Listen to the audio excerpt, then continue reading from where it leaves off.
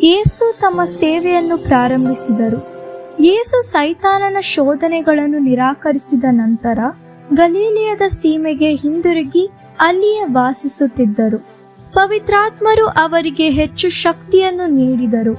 ಯೇಸು ಒಂದು ಸ್ಥಳದಿಂದ ಇನ್ನೊಂದು ಸ್ಥಳಕ್ಕೆ ಹೋಗಿ ಜನರಿಗೆ ಬೋಧಿಸುತ್ತಿದ್ದರು. ಪ್ರತಿಯೊಬ್ಬರೂ ಅವರ ಬಗ್ಗೆ ಒಳ್ಳೆಯದನ್ನು ಹೇಳಿದರು. ಯೇಸು ನಜರೇತ್ ಎಂಬ ಊರಿಗೆ ಹೋದರು. ಅವರು ಚಿಕ್ಕವರಾಗಿದ್ದಾಗ ವಾಸಿಸುತ್ತಿದ್ದ ಹಳ್ಳಿಯೂ ಇದಾಗಿತ್ತು. ಸಬ್ಬತ್ ದಿನದಲ್ಲಿ ಅವರು ಪ್ರಾರ್ಥನಾ ಮಂದಿರಕ್ಕೆ ಹೋದರು. ಮುಖಂಡರು ಪ್ರವಾದಿಯಾದ ಯೆಶಾಯನ ಸಂದೇಶಗಳಿರುವ ಒಂದು ಸುರುಳಿಯನ್ನು ಅವರಿಗೆ ಕೊಟ್ಟು ಅದನ್ನು ಓದಬೇಕೆಂದು ಬಯಸಿದರು. ಆದ್ದರಿಂದ ಯೇಸು ಸುರುಳಿಯನ್ನು ತೆರೆದು ಅದರ ಒಂದು ಭಾಗವನ್ನು ಜನರಿಗೆ ಓದಿ ಹೇಳಿದರು. ಯೇಸು, ನಾನು ಬಡವರಿಗೆ ಶುಭವಾರ್ತೆಯನ್ನು ಸಾರುವಂತೆ ದೇವರು ನನಗೆ ತನ್ನ ಆತ್ಮವನ್ನು ದಯಪಾಲಿಸಿದ್ದಾರೆ. ಸೆರೆಯಲ್ಲಿರುವವರನ್ನು ಬಿಡಿಸುವುದಕ್ಕೂ, ಕುರುಡರು ಮತ್ತೆ ನೋಡುವಂತೆ ಮಾಡುವುದಕ್ಕೂ ಮತ್ತು ಇತರರಿಂದ ಹಿಂಸಿಸಲ್ಪಟ್ಟವರನ್ನು ಬಿಡಿಸುವುದಕ್ಕೂ ನನ್ನನ್ನು ಕಳುಹಿಸಿದ್ದಾರೆ. ಇದುವೇ ಕರ್ತನು ನಮಗೆ ಕರುಣೆ ತೋರಿ ನಮಗೆ ಸಹಾಯ ಮಾಡುವ ಸಮಯವಾಗಿದೆ ಎಂಬ ಮಾತುಗಳನ್ನು ಓದಿದರು. ಓದಿದ ನಂತರ ಯೇಸು ಕುಳಿತುಕೊಂಡರು. ಎಲ್ಲರೂ ಅವರನ್ನೇ ಲಕ್ಷ್ಯವಿಟ್ಟು ನೋಡುತ್ತಿದ್ದರು. ಅವರು ಆಗಾತನೇ ಓದಿದ್ದಂಥ ವಾಕ್ಯ ಭಾಗವು ಅಭಿಷಿಕ್ತರಾದ ಲೋಕೋದ್ಧಾರಕನ ಕುರಿತಾಗಿರುವಂಥದ್ದು ಎಂದು ಅವರಿಗೆ ತಿಳಿದಿತ್ತು. ಯೇಸು, ನಾನು ಈಗ ತಾನೇ ನಿಮಗೆ ಓದಿ ಹೇಳಿದ ವಿಷಯಗಳು ಈಗಲೇ ನೆರವೇರುತ್ತಿವೆ ಎಂದು ಹೇಳಿದರು. ಜನರೆಲ್ಲರೂ ಆಶ್ಚರ್ಯಚಕಿತರಾಗಿ, ಇವನು ಜೋಸೇಫನ ಮಗನಲ್ಲವೇ ಎಂದು ಕೇಳಿದರು. ಆಗ ಯೇಸು, ಒಬ್ಬ ಪ್ರವಾದಿಯು ಬೆಳೆದು ಬಂದ ಊರಿನಲ್ಲಿ ಜನರು ಅವನನ್ನು ಎಂದಿಗೂ ಅಂಗೀಕರಿಸುವುದಿಲ್ಲ ಎನ್ನುವುದು ಸತ್ಯ. ಪ್ರವಾದಿಯಾದ ಎಲೀಯನ ಕಾಲದಲ್ಲಿ ಇಸ್ರಾಯೇಲಿನಲ್ಲಿ ಅನೇಕ ವಿಧವೆಯರಿದ್ದರು. ಆದರೆ 3.5 ವರ್ಷಗಳು ಮಳೆ ಬಾರದಿರುವಾಗ ದೇವರು ಇಸ್ರಾಯೇಲಿನ ವಿಧವೆಗೆ ಸಹಾಯ ಮಾಡಲು ಎಲೀಯನನ್ನು ಕಳುಹಿಸಲಿಲ್ಲ.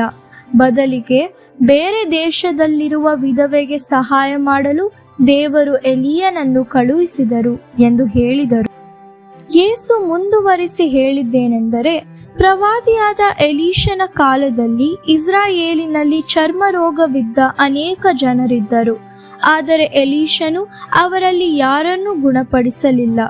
ಅವನು ಇಸ್ರಾಯೇಲರ ಶತ್ರುಗಳ ಸೇನಾಧಿಪತಿಯಾದ ನಾಮಾನನ ಚರ್ಮರೋಗವನ್ನು ಮಾತ್ರ ಗುಣಪಡಿಸಿದನು. ಆದರೆ ಯೇಸುವಿನ ಈ ಬೋಧನೆಯನ್ನು ಕೇಳಿಸಿಕೊಳ್ಳುತ್ತಿದ್ದ ಜನರು ಯಹೂದ್ಯರಾಗಿದ್ದರು. ಅವರು ಯೇಸು ಹೀಗೆ ಹೇಳುವುದನ್ನು ಕೇಳಿಸಿಕೊಂಡಾಗ ಸಿಟ್ಟುಗೊಂಡರು.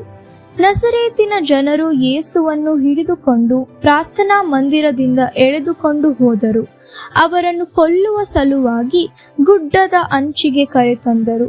ಆದರೆ ಯೇಸು ಸಮೂಹದ ಮಧ್ಯದಲ್ಲಿ ಹಾದು ನಜರೇತ್ ಊರನ್ನು ಬಿಟ್ಟು ಹೊರಟು ಹೋದರು. ಅನಂತರ ಯೇಸು ಗಲೀಲಿಯದ ಸೀಮೆಯಾದ್ಯಂತ ಹಾದು ಹೋದರು ಮತ್ತು ದೊಡ್ಡ ಜನಸಮೂಹವು ಅವರ ಬಳಿಗೆ ಅಸ್ವಸ್ಥರು ಅಥವಾ ಅಂಗವಿಕಲರು ಆಗಿದ್ದ ಅನೇಕ ಜನರನ್ನು ಕರೆತಂದರು. ಇವರಲ್ಲಿ ಅನೇಕರಿಗೆ ನೋಡಲು, ನಡೆಯಲು, ಕೇಳಲು ಅಥವಾ ಮಾತನಾಡಲು ಆಗುತ್ತಿರಲಿಲ್ಲ. ಯೇಸು ಅವರನ್ನು ವಾಸಿ ಮಾಡಿದರು. ದೆವ್ವ ಹಿಡಿದಿದ್ದ ಅನೇಕರನ್ನು ಸಹ ಯೇಸುವಿನ ಬಳಿಗೆ ಕರೆತಂದರು. ಯೇಸು ದೆವ್ವಗಳಿಗೆ ಅವರನ್ನು ಬಿಟ್ಟು ಹೊರಗೆ ಬರಬೇಕೆಂದು ಆಜ್ಞಾಪಿಸಿದರು. ಆದ್ದರಿಂದ ದೆವ್ವಗಳು ಹೊರಬಂದವು.